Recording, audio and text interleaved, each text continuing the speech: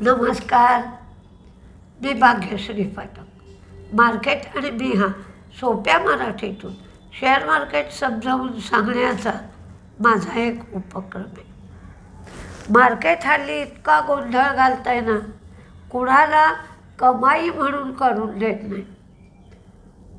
उघडत आहे तिथून पडायला सुरुवात होते, तिथून परत मार्केट वाढत आहे. मार्केट उलटसुलट चालू असल्यामुळे मार्केटला ट्रेंड नाही.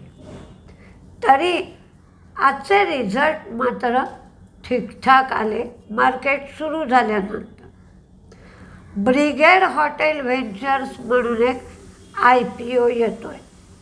ही ब्रिगेडची होल्ली ओन सबसिडियरी आहे. 16 वर्ष जुनी कंपनी आहे. 24 जुलै ते 26 जुलै या कालावधीत हा IPO येतो आहे. हा IPO 760 कोटीचा आहे. लॉट साईज 166 शेअर्स एवढी आहे. 85 ते 90 रुपये एवढा प्राईस बँड आहे. यांच्याकडे जवळजवळ 500 रूम्स हे मॅनेज करतात. 500 रूम्स आहेत. 9 हॉटेल्स आहेत. आणि ही जी 9 हॉटेल्स आहेत त्याच्यापैकी 6 हॉटेल 5 स्टार आहेत, 2 हॉटेल 4 स्टार आहेत आणि 1 हॉटेल 3 स्टार आहे. पुढल्या 5 वर्षामध्ये ते आणखीन 9 हॉटेलं सुरू करणार आहेत तेलंगणा, लक्षद्वीप या ठिकाणी. आणि साऊथमध्ये हॉटेल सुरू केली जातील असं कंपनीच्या व्यवस्थापनाने सांगितलं आहे. IRB इन्व्हिट यांचा रिझल्ट लागला. यांचं प्रॉफिटही वाढलं आणि उत्पन्नही वाढलं. महिंद्रा लॉजिस्टिक्स यांचा तोटा वाढला, उत्पन्न वाढलं, मार्जिन वाढलं.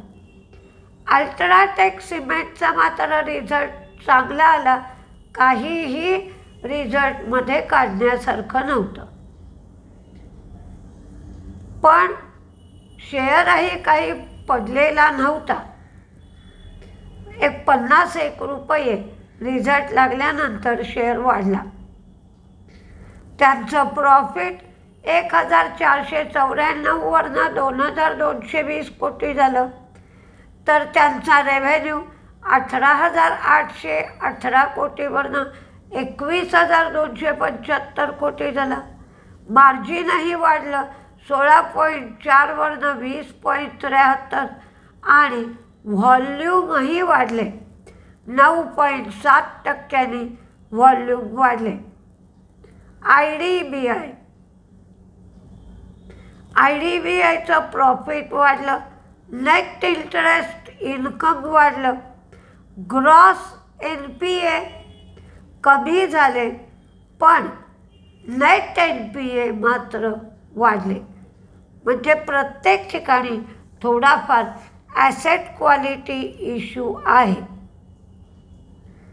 इटर्नल किंवा झोमॅटो, इटर्नलचं प्रॉफिट 253 कोटीवरनं 25 कोटी एवढंच राहिलं. ब्लिंकिटची फूड सबसिडियरी ते स्थापन करणार आहेत. त्यांचं उत्पन्न म्हणजेच रेव्हेन्यू 4,206 वरनं 7,167 एवढा झाला. B2B अशा बिझनेसची ब्लिंकिट फूड सबसिडियरी असेल. त्यांचं मार्जिन मात्र कमी झालं आहे. 4.2% वरनं 1.6%.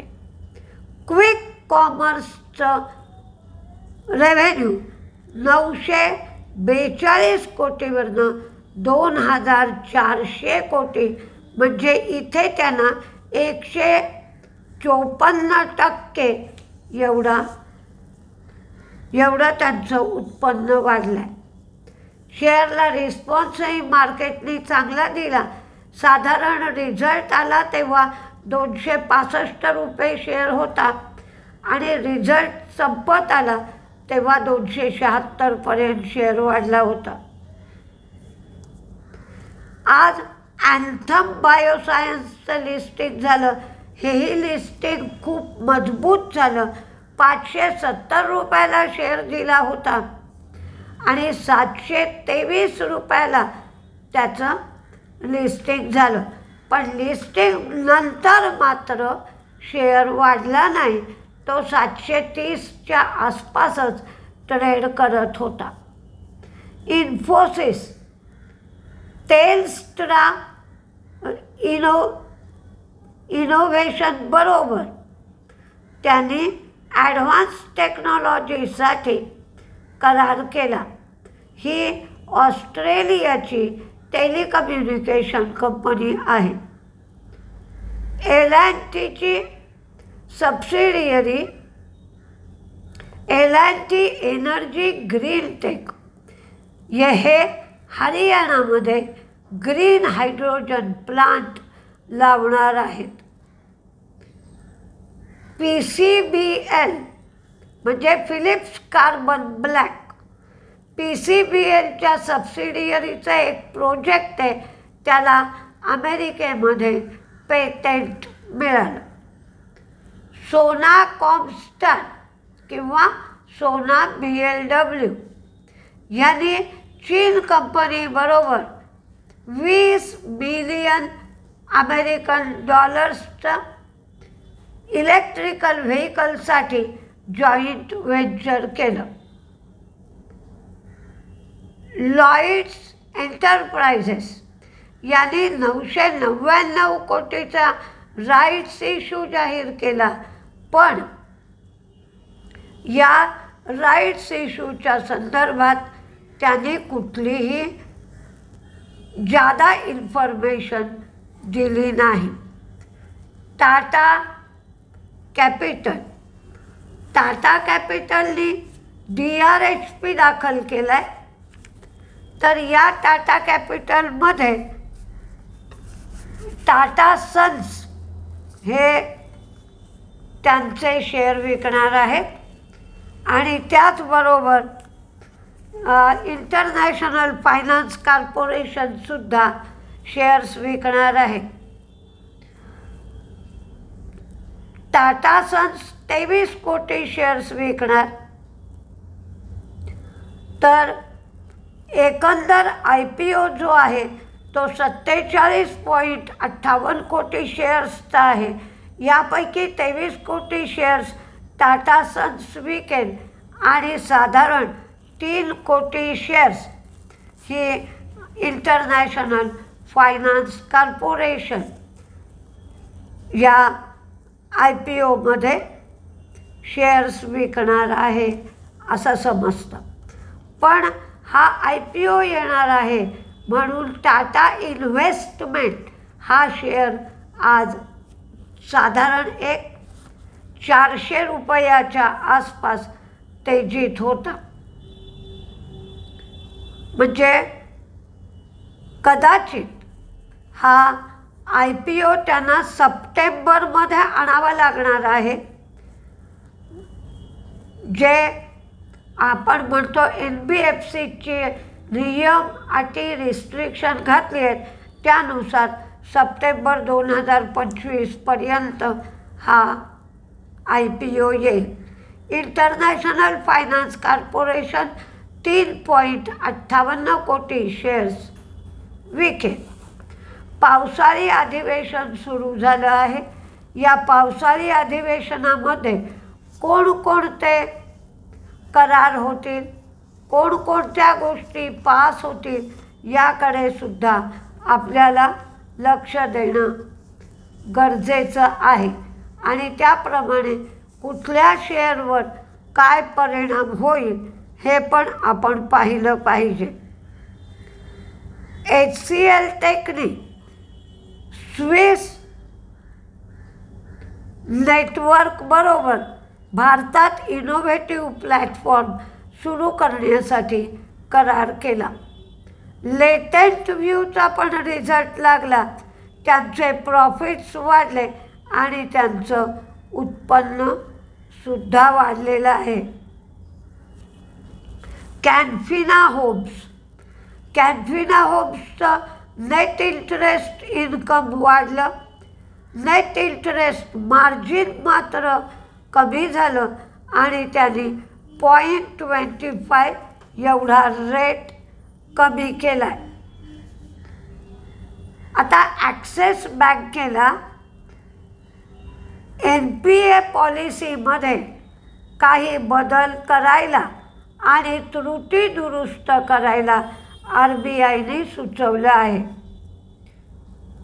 जने स्ट्रीटला भारतीय मार्केटमध्ये पुन्हा रिएंट्री दिली जाणार आहे. त्यांनी जेवढी त्यांना रक्कम भरायला सांगितली आहे तेवढी रक्कम त्यांनी भरली की पुन्हा ते भारतीय मार्केटमध्ये व्यवहार करू शकतात. टिटागढ रेल सिस्टीमला 313 कोटीची ऑर्डर मिळाली आहे. बजाज कन्झ्युमर 24 जुलैला शेअर बायबॅकवर विचार करणार आहे. BEML एका शेअरचं 2 शेअरमध्ये स्प्लिट करणार आहे. पैसालो डिजिटल यांचे प्रॉफिट्स वाढले, रेव्हेन्यू वाढले. युको बँकेचे प्रॉफिट्स वाढले. ग्रॉस NPA कमी झाले, नेट NPA पण कमी झाले. नेट इंटरेस्ट इन्कम वाढलं. हॅवेल्सची मात्र प्रत्येक गोष्ट कमी झाली.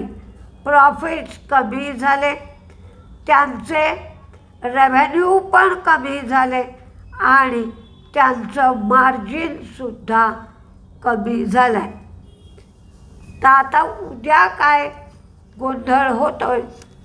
आज निदान मार्केट सावरलं आहे काही अंशी असं दिसलं. साधारण 300 पॉईंट मार्केट तेजीत होतं.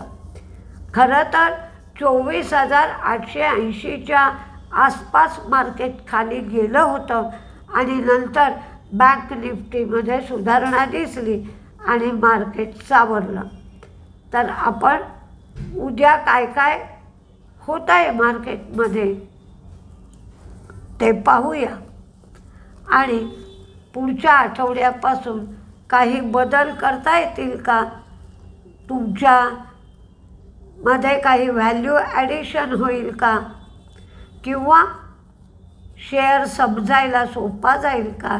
याच्यासाठी काही करायचा विचार मी करते आहे. तो बहुतेक पुढच्या आठवड्यापासून करणं शक्य होईल आणि तुम्हीही सुद्धा तुमचं वाचन थोडंसं वाढवा म्हणजे तुम्हाला समजायला सोपं जाऊ शकेल. बघूया काय काय होत आहे ते. नमस्ते.